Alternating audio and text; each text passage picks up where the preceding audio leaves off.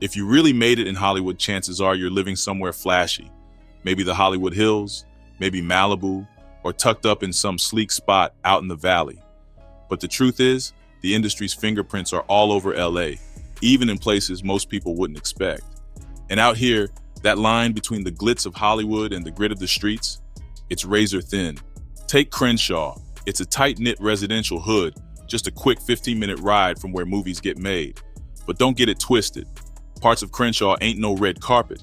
It's known for its deep community roots, yeah, but it's also got blocks that run heavy with gang presence. Not exactly the type of place you'd expect to catch a young black TV star chilling after hours. But this is where Merlin Santana found himself. Just 26 years old and already a familiar face on people's screens. People knew him from The Cosby Show, where he played Stanley, but most knew him as Romeo, the smooth-talking, baby-faced charmer from The Steve Harvey Show. He was on his come-up, doing what a lot of young black actors dreamed of. Still, even with all that success, it wasn't enough to keep him safe from what was waiting in the dark corners of LA. Now, Merlin Santana wasn't just some Hollywood dreamer trying to make it big. He was built different from day one. Born to Dominican parents and raised in the heart of New York City, his story started with a fight. He came into the world premature with doctors giving him a 50-50 chance of survival, but he made it. And because he was her little miracle, his mama named him Merlin, just like the legendary wizard. And he wore that name with pride, telling people he was Merlin the magician, and his friends played right into it, calling him that too. At just 3 years old, fate stepped in. His mom had a random run-in with a talent agent who saw something in little Merlin. Not just the looks, but the spark. He had a way of lighting up a room, cracking jokes, and doing silly stuff that had people in tears laughing. That agent told his mom to bring him to an audition for a national fast food commercial. He showed up, did his thing, and landed the gig. From there, it was nonstop. Week after week, job after job, the boy stayed booked.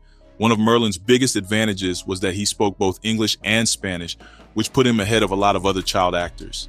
He was charming, humble, and everybody who met him just liked him. But the grind wasn't easy. As much as he loved acting, he had to balance it with life. In Washington Heights, one of the roughest neighborhoods in New York back in the 80s, the area was crawling with crackheads and dealers, and danger was always around the corner. Merlin was talented and had that rare energy that couldn't be taught. But to make it out of the Heights and into Hollywood, that took more than talent. It took survival. And believe it or not, the one thing that scared him more than the block was his mama. His friends would see her coming and shout a warning, and Merlin would dip, sprinting home to make sure he was already inside when she got there. His mom didn't play, and he knew better than to test her.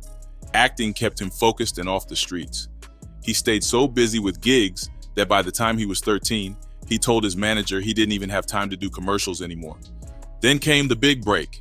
In 1990, he was in a stage play called Hey Little Walter, and guess who was in the audience? Bill Cosby. Cosby saw something special in Merlin and offered him a role on The Cosby Show. The writers even created a new character just for him, Stanley, Rudy Huxtable's boyfriend. It was a recurring role that put Merlin in living rooms across the country, and he held his own with a cast of TV heavyweights.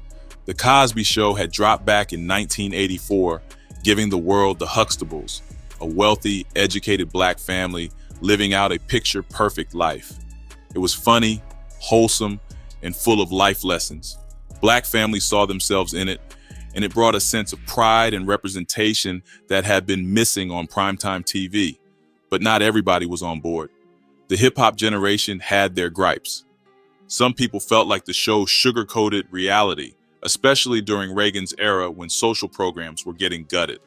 To them, the Huxtables looked more like a distraction than a revolution. Still, for actors like Merlin, the show was a golden ticket. It opened doors. He later landed a role on Getting By, playing Marcus Dixon alongside Cindy Williams and Thelma Hopkins. That show didn't last long, but it kept him working. By the time Merlin hit 19, he was living what a lot of kids only dreamed about. He had made the move to LA and was loving the West Coast vibe. But transitioning from child star to grown actor, that's a whole different beast. A lot of young stars don't survive that leap. It takes discipline, maturity, and the right people in your corner. Merlin had all that. He didn't fall into the Hollywood trap. No drug scandals, no wild headlines. He kept to himself, stayed grounded, and made his home in quiet, laid-back North Hollywood, away from the noise and flash. In November of '94, Merlin Santana popped up on Sister Sister, playing a dude named Joey, who had both Tia and Tamara's characters crushing on him at Rocket Burger. Just a lighthearted role, but it showed off his charm. Then in '95, he landed a gig on CBS's Under One Roof as Marcus Henry. It didn't last long, but he got to act alongside heavyweights like James Earl Jones, Joe Morton, and Vanessa Bell Calloway. Not too many young black actors could say that. Between '96 and '99, he kept it moving, showing up as Ohagi on Moesha. But '96 was the real turning point. That's when the WB launched The Steve Harvey Show on August 25th, a sitcom that followed Steve Hightower, a washed-up R&B singer turned high school music teacher, now trying to keep a bunch of wild students in check at Booker T. Washington High. Merlin played Romeo Santana, the smooth-talking, slightly dim ladies' man student who always had a one-liner and a pickup line ready. His best friend on the show, Stanley Bullethead Kowalski, goofy and just as lost. Then there was Lydia, the loud, nerdy overachiever who somehow made it all make sense. Together, they made up the heart of the student crew. Merlin's role as Romeo earned him 2 NAACP Image Award nominations, and while he was on the show, he was living that celebrity life, skipping club lines, getting VIP treatment, all that. But once the show ended, reality hit. That star power didn't carry over. No more special treatment, no steady gigs. He'd kill an audition, walk out thinking the role was his, just to find out later they gave it to someone else. Merlin had been in the game since he was 10, so by 26, with no roles coming in, the silence hit hard. Word is, he slipped into depression. But instead of letting it eat him alive, he switched lanes. He started chasing music. During breaks from acting, he'd write and record rap tracks. He was serious about it too. Got connected with a friend who had a little studio set up in Crenshaw. He thought maybe his Romeo fame would help push the music, but fans had a hard time buying the transformation. They still saw him as that lovable high school flirt, not some street-certified rapper. While all this was going down, he'd be in and out of New York, sometimes hanging with a group called the YTC, Yellow Top Crew. These weren't just some dudes on the block. They were an organized crew moving serious weight. They ran about 6 blocks around West 107th and Columbus Ave and were raking in about $5 million a year off the streets. Led by Jose Tito Rosa and Armando Chango Mejias, YTC wasn't playing. They were connected to murders, substance trafficking, and even had cops in their pocket. Chango later said he couldn't believe Merlin even wanted to kick it with them, considering how famous he was. But Merlin kept getting tighter with the crew. He even started name-dropping YTC in his raps. Some people think that Bond switched up his whole vibe, had him moving in new circles, around new people, and especially around certain women. One of those women would end up being the one who led him straight to his death. On November 6, 2002, Merlin Santana was out chilling with his homeboy, Brandon Adams, who was also in the acting game. They rolled up to this little strip mall on Crenshaw and Stocker, looking to grab a bite. Ended up at a Chinese spot, sat down, ordered some food, just vibing. While they're eating, 2 teenage girls walked up, recognized them immediately. One of them was Monique King, but out in the streets, she went by Mercedes. The other was just tagging along.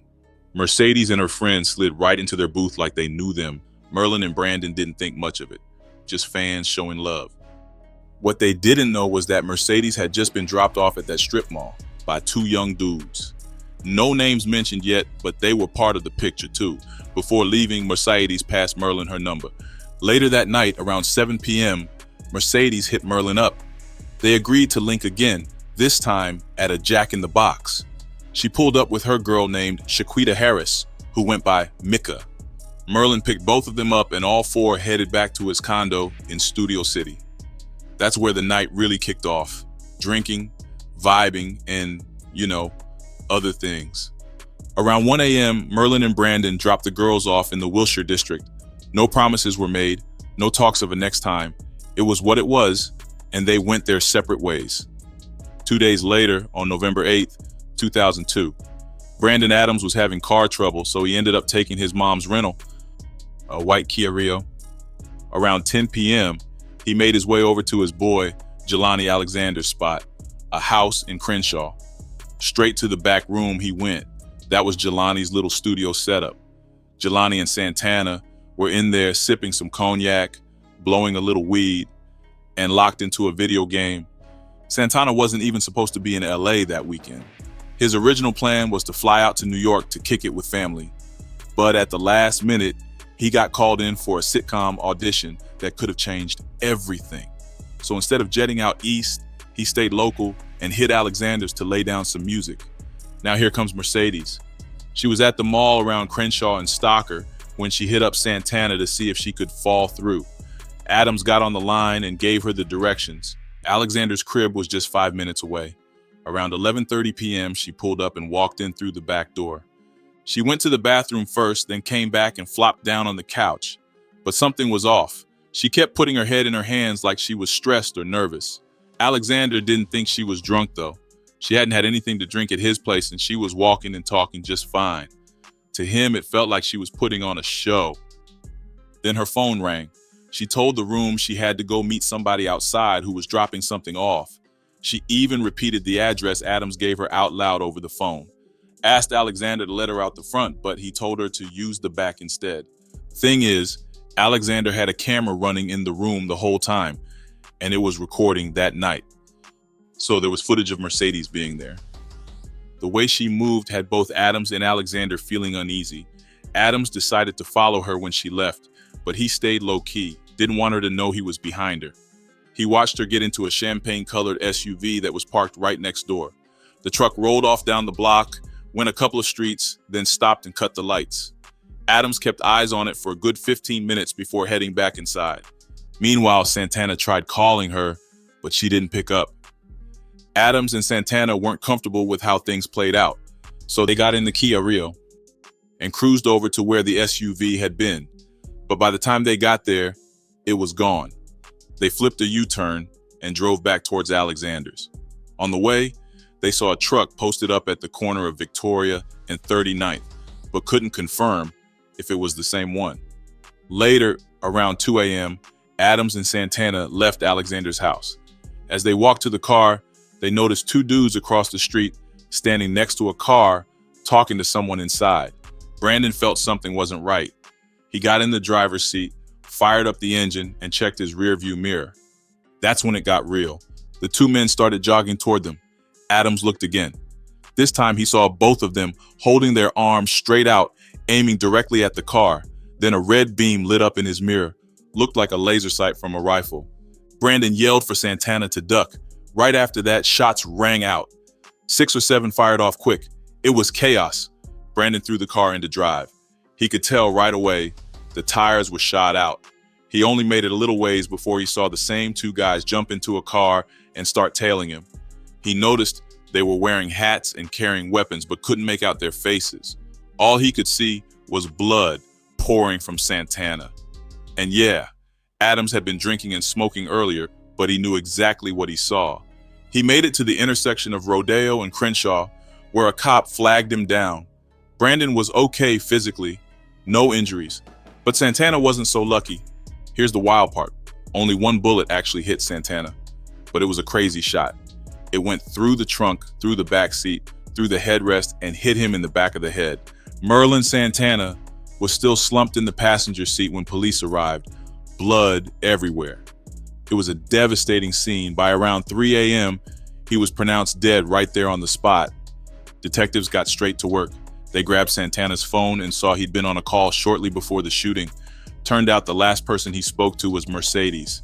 And when Brandon told police everything, the call, her visit, the strange SUV, the nervous behavior, it all started pointing in her direction. The next morning, the police had a plan. They told Brandon Adams to hit up Mercedes and see if she'd meet him somewhere casual. They picked a Jack in the Box. She agreed. What she didn't know was that Adams wasn't pulling up alone. He had detectives riding with him. As soon as they spotted her, Adams pointed her out and the cops swooped in. Now, that interrogation, it was a mess from the jump. This girl was slick, way too street smart for your average 15-year-old. She lied about everything. Name, fake, birthday, made up, address, Nowhere near the truth. She even told them she was 21, and to be real, she looked the part. But when they ran her info, they found out the truth. Her real name was Monique King. She was only 15 and had been on the run from a juvenile facility. After a while, Monique finally started talking. She laid out everything that went down before the shots got fired. Once detectives got their hands on her phone, things started clicking fast. They found both Merlin Santana's number and Damian Gates' number saved in there. Gates went by the nickname Kid. Her phone logs told the story loud and clear. She called Gates 4 times in the early morning hours of November 9th. The calls came in at 1:58, 1:59, 2:02, and 2:03 a.m. That's right around the same time Santana was murdered. Meanwhile, crime scene techs were out at 39th and Victoria.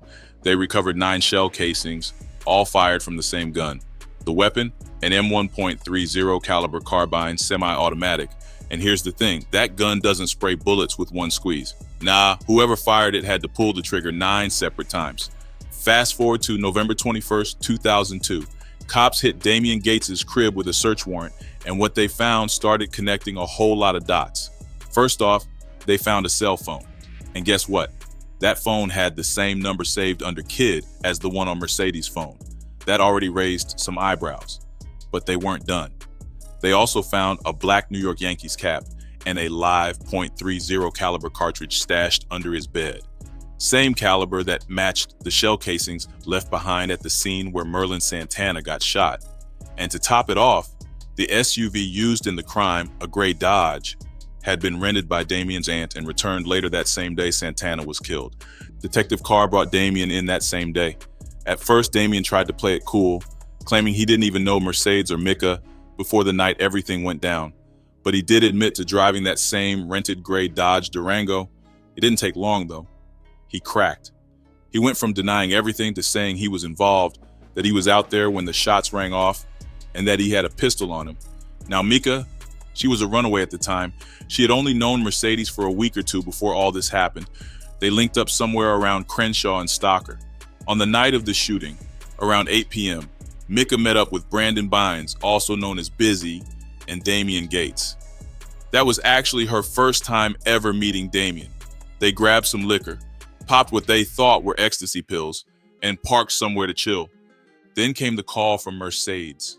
According to what she told them, things went left when she got to the house. She said the dudes told her to sit on the floor, stripped naked, and that they had a camera rolling. Damian was skeptical at first, didn't even believe her. But it didn't matter. Once he and Busy heard that, they were fired up. They dipped for about 10 minutes, came back, and told Mercedes they were going to take care of it. They drove to Damian's house, grabbed a rifle and a pistol from inside, tucked them into a duffel bag, and headed back to Victoria Avenue. They parked right next to the house. Damian loaded the rifle, and Busy had the pistol. The plan was to shoot up the whole spot. Right around then, Mercedes came out of the house and jumped into the car with Micah. As she sat there, she saw Damian and Busy take off jogging toward a white car. Seconds later, she heard the gunshots, 6, maybe 7. After that, she picked them up, and Damian was still heated. When detectives pulled the whole picture together, it became clear this wasn't just about revenge. It started off looking like a setup for a home invasion. Mercedes was sent in to scope out the place. Her quick in-and-out visit made sense now. She was there to see what was worth taking. Jewelry, cash, anything valuable. The plan was for the crew to hit the house right after and clean it out. But that plan fell apart fast. Before they could make their move, Merlin Santana and Brandon Adams had already dipped. That's when everything flipped. Instead of calling it off, the shooters turned their frustration into violence. Santana and Adams, just trying to leave peacefully, ended up getting hunted down over a setup gone sideways, and it cost Merlin his life. During the trial, Damian Gates got up on that stand and tried to lay out his version of what went down. He said he met Mercedes and her homegirl Micah the same night everything popped off. He and his boy Busy were cruising down Crenshaw near Stocker when they spotted the girls. They pulled over, chopped it up a bit, and the girls asked for a ride to the store. So they all rolled out to a liquor store, grabbed a few things, then headed back to Gates' spot. That's where things started to get real. That's when Gates picked up a pistol. Mercedes said she had a date, but needed to wait on a call first. So they chilled, passed around some drinks, and each popped a couple ecstasy pills. Gates made it clear, though, he wasn't really considering Mercedes his date like that. After a while, they dropped her off and started heading toward Del Taco to grab some food, but they didn't even make it that far. Gates started feeling dizzy, probably from the pills, and they had to pull over. That's when Mercedes called. She wanted them to come back and scoop her up. Sounded a little shaky at first, but then she hit him again, crying hard, screaming for him to hurry. Gates and Busy pulled up and saw her coming out of the house. She was a mess, face full of tears, hair all over the place, clothes torn. She told them she'd been violated. That's all Gates needed to hear. He lost it. Said he didn't play about women being abused. He made a quick trip back home, grabbed a bag with a rifle inside, and told Busy they were heading back to that house. When they got there, Gates stepped out, took a breath, and heard somebody say, "There they go." That was all it took. He blacked out and started firing. The rifle was busted up, stuck in automatic, and had a laser sight attached. Gates claimed he didn't even remember the rest of the shooting, said he was in such a rage, he wasn't thinking, just reacting.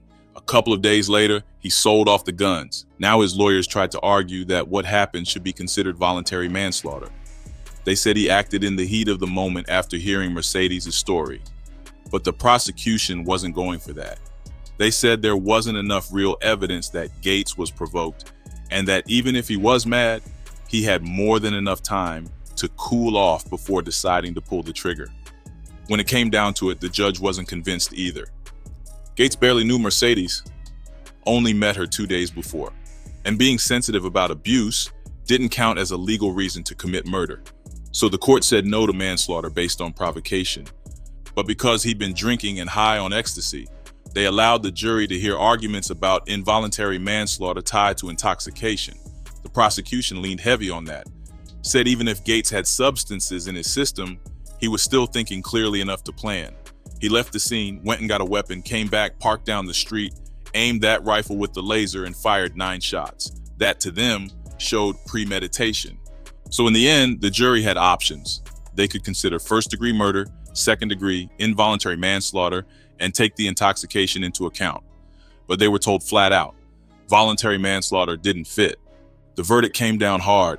Damian Gates was hit with 3 life sentences, stacked back to back, plus an extra 70 years. He was convicted of first-degree murder and attempted murder. Busy took a plea.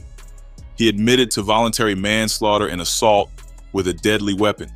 They gave him 23 years. Then there was Monique King. She was just 15 when Santana got killed. The judge sent her to a California Youth Authority facility until she turned 25. She was found guilty of second-degree murder and attempted murder.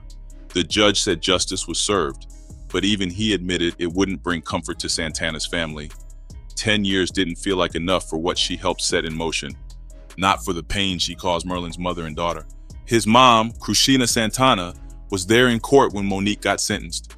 She broke down while speaking to the judge, talking about how the pain never stopped. Said the more time passed, the harder it got. And now, to move forward, she had to figure out how to live without her son. Merlin Santana's murder didn't need to happen. Just another senseless killing. The one who set it all in motion. She's out living life, probably sleeping just fine at night. Maybe someone's already handled her. Maybe someone will. But for the ones who pulled the trigger, they learned the hard way. And that lesson's going to follow Damian Gates forever. What are your thoughts on this story? Appreciate you watching. If you enjoyed the video, hit that like button and make sure to subscribe for more.